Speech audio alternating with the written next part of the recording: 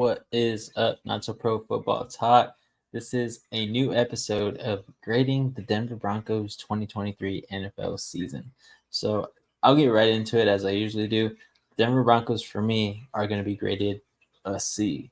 I had them at a B, but I'm still counting this portion of the offseason until the NFL draft happens as part of the 2023 NFL season, because cutting Russell Wilson at this point in time and taking that much in dead cap, that is a preposterous move.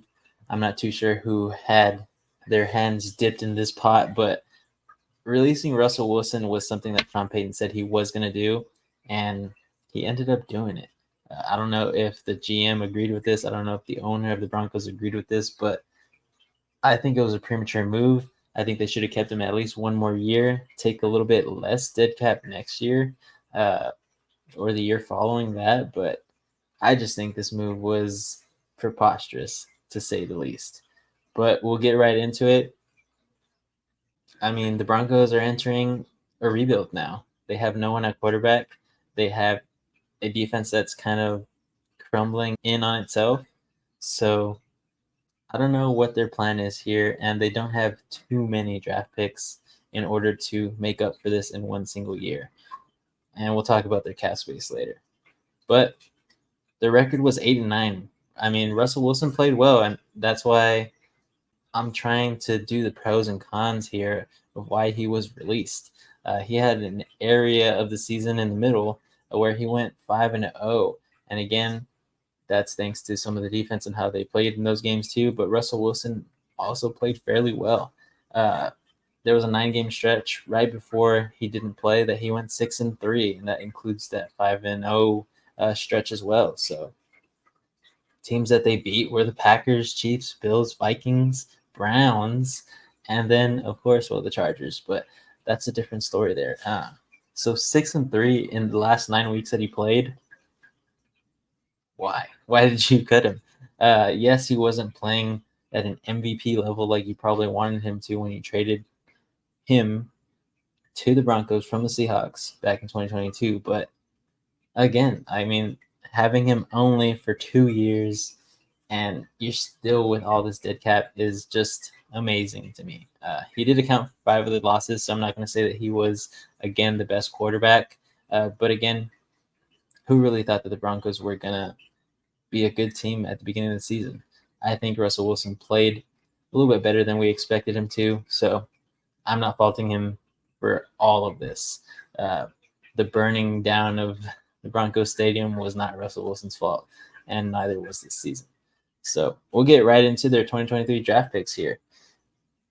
Again, they didn't have too many picks. It was only a total of 5 picks, guys. 5. So they traded up in round 2 to pick 63 because they didn't have a first-round pick due to that Russell Wilson trade.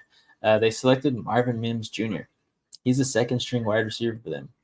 Didn't hit like they wanted to, and now they're struggling to find a third wide receiver as they have Cortland Sutton, Jerry Jeudy, and Tim Patrick sitting there at the third position. Now, no knock on Tim Patrick, but I think they can get a whole lot better there if they maybe draft someone or go after someone in free agency, if they even can. But we'll get to that later. Other picks, round 3, pick 67, Drew Sanders at linebacker, second stringer. Riley Moss at cornerback at pick 83, third stringer. I mean, J.L. Skinner at safety at pick 183, third stringer as well. I mean, Alex Forsyth at center, pick 257 after trading down to that pick and trading away another 6th pick that they had. He's a second stringer as well. The only thing that maybe makes up for this is they got an extra player out of it by trading down, and that's Adam Troutman. He's a tight end. He got him from the Saints, but he was also a second stringer. So, again, really nobody in this entire 2023 NFL draft really hit for them. So maybe Marvin Mims can get better. He can develop. He's young, and a couple of these other guys. But, again, I don't think any of these guys are going to be starters this next year, and I don't think they have a reason to do it with them either. So we'll move right into 2023 signings. Offensive lineman Ben Powers, he got signed for 4 years. This is one of their signings in the free agency period that I actually agree with. A few others are going to be quarterback Jarrett Stidham. He's got 1 more year on his 2-year contract. Mike McGlinchey signed a 5-year contract. He's got 4 more years. This is another one that I highly agree with, but again, they're paying him a lot of money. Tight end Chris Manhertz on a 2-year deal. He's got 1 more year. Linebacker Alex Singleton, who is also a starter, is a 3-year contract, 2 years left. Not bad. Defensive lineman Zach Allen, not bad here either with a 3-year contract. Now he's got 2 years left. Some of these other ones here that I really didn't agree with because I don't think they really needed these guys was running back Samaje Perine, signed for 2 years. He's got 1 year left. Fullback Mike Burton, really didn't use this guy at all during the season from what I saw, but he was on a 1-year contract. Don't think he'll be back after free agency. Kick returner / cornerback Tremon Smith on a 2-year deal. He's literally a 4th-stringer, guys, and he's a 2nd-stringer on kick return behind Marvin Mims. So other than that, some other guys that I agreed with and that were starters were PJ Locke, 1-year contract, and punter Riley Dixon on a 2-year contract. But other guys that they only signed for 1 year that really didn't play at all, which I'm surprised with one of these, and that's Marquise Callaway. I think they could have used him at least a little bit, but other guys such as Isang Bassi, Quinn Bailey, Jonas Griffith, Tony Jones, and Kyle Fuller on the offensive line there. I mean, we're really non-factors here for this team, and that's just wasted money in my opinion.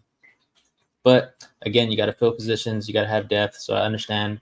But I think they played this 2023 free agency a little bit better than the Panthers. They had a laundry list of guys just like the Panthers did, but they got a lot more guys on long-term deals that are actually making a difference for this team. But still, I just think cutting Russell Wilson this early is a huge mistake. So overall, season in a nutshell, guys. It looked like another failing season to me. I mean, mid-season looked like some bright sides there with Russell Wilson and his defense, but 5-game winning streak just wasn't enough apparently. So you can call it good luck there that they won those 5 games in a row and he won 6 out of his last 9. But you could also say that it was just both sides of the ball playing well during that small span of games. And after that, they just imploded again because of coaching, quarterback issues. I don't know. We'll leave it to the Broncos to see what it actually was because they have a plan apparently. But my plan going forward is for the Broncos to draft a rookie quarterback. And if they don't, then they have to get a key defensive player on the defensive line or at linebacker position because this year and next year, they're not going to have too many options there, especially at linebacker. I think they can really move back a little bit, maybe gain a 2nd-round pick, get a linebacker or a defensive lineman that they really, really like because they're going to fall down the board with this QB-heavy type draft this year. Then after that, I mean, center, guard, tackle, you need all 3 because next year you're not going to have a guard, you're not going to have a tackle that are probably going to be playing up to par that you want them to, especially if you guys get a rookie quarterback or just get another crazy quarterback to take a crazy deal. Yeah. But other than that, again, like I said earlier, they need a 3rd wide receiver. Tim Patrick, he's great and all, and he can play well, but I just don't think he's going to cut it in this league to be that difference maker in the slot there. So I just think this is not looking good for the Broncos at this point in time. So the plan there, of course, rookie quarterback, defensive line, offensive line, and then wide receiver is your last area of need. But lastly here, guys, let's get into the draft capital that they have for the 2024 NFL Draft, which NSP will be there in the flesh, live. Come over there to Detroit if you feel like hanging out with us. But getting straight into the draft capital here for the Broncos, round 1, pick 12. That's really the only pick I think they can actually hit on anybody because that's where the real talent is at. Of course, you can find some gems out there like Puka Nacua or, of course, Brock Purdy. But I don't think they're going to do that. So round 1, pick 12, I think this is their only area to go ahead and get a guy that's actually going to make a difference, whether that's defense, whether that's quarterback, maybe even wide receiver. I don't know. Broncos seem to have a plan, but again, I don't know what their plan is. So They have a 3rd-round pick at 76, a 4th-round pick at 122, 2 5th-round picks at 144 and 146, and then one last pick in the 7th at pick 237. So, again, not a plethora of picks, 6 picks. I think that they can move down a little bit in that 1st round, look for a team who wants to move up and get a specific person there. At 12, they can probably get a 2nd-round pick out of it, maybe another 3rd this year, or just stack up on picks for the next few drafts.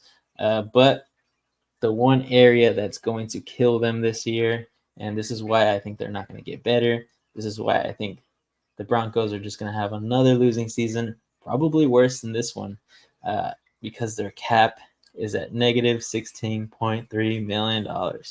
And I mean, the only way that they can get out of this year is restructuring some deals with a defensive lineman in Zach Allen, Mike McGlinchey, or Bowles at the left tackle position. But even then, what are you going to get out of that? You might get 20, at the most 30 million back in this cap room, and you only have 15 to spend in free agency if you don't want to go deeper into the hole. But next year, I think, is their window to start getting free agents again.